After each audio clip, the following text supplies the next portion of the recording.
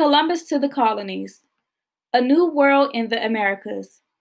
Columbus sailed the ocean blue in 1492, and he landed in the Bahamas.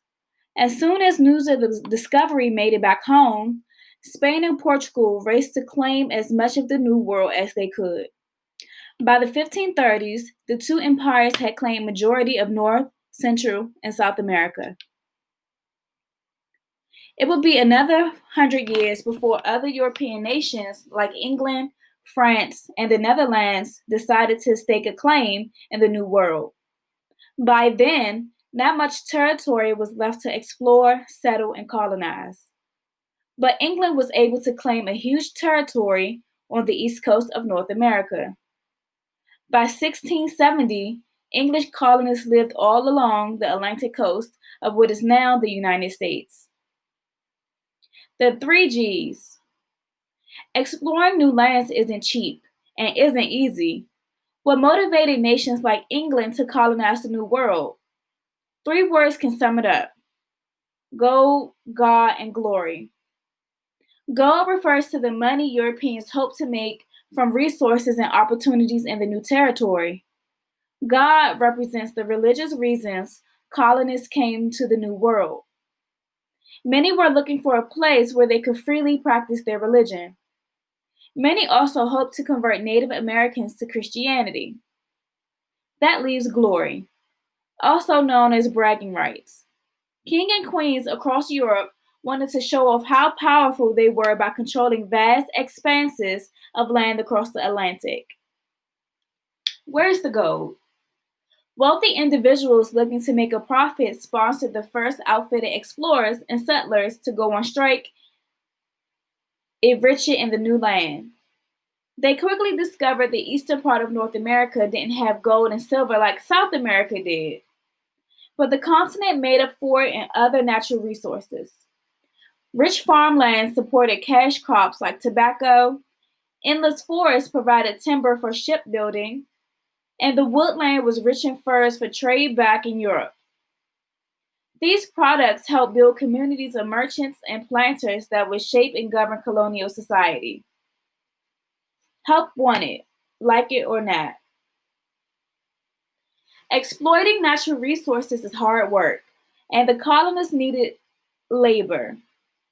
The first labor came from indentured servants who agreed to work in America for a number of years in exchange for travel expenses and a place to live.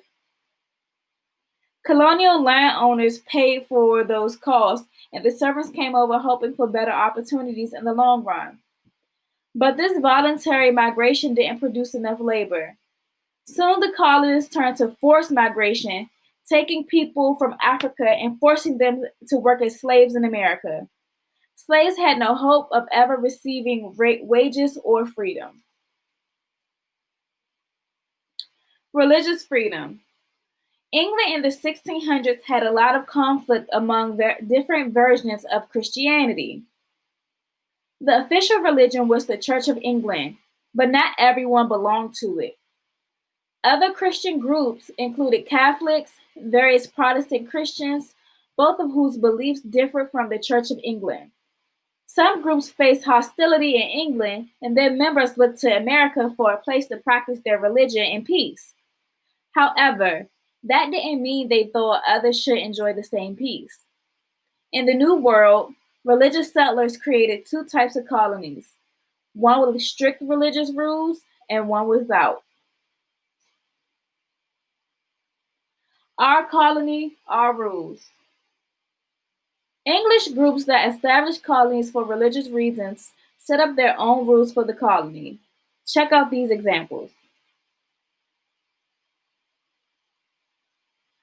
The Massachusetts Bay Colony was established in 1630 by Puritans, a religious group that had been harassed and punished by English government.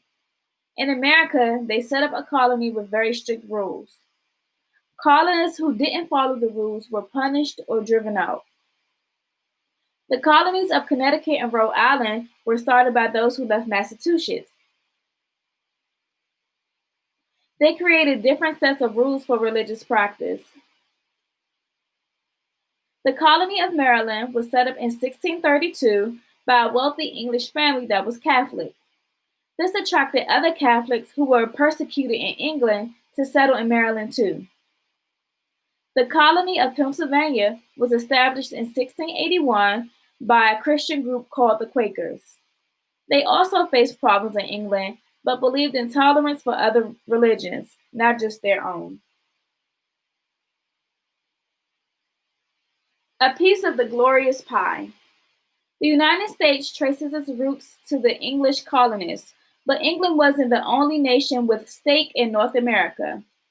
European nations competed with others for the glory of controlling territory here. Having a piece of the New World pie lets nations control strategic places like rivers and seaports that were critical for transporting goods around the globe from the New World. G number 4, gone. Europeans claimed the New World for themselves, despite the fact that the people had already lived here for thousands of years. The Europeans encountered Native Americans from many tribes, such as the Delaware and the Iroquois. But as Europeans took over, the Native Americans were pushed out. In the 150 years after Columbus first arrived, the population of Native people dropped by 90%. That's like your class going from 30 students to 3. Most of those died from European diseases they'd never been exposed to.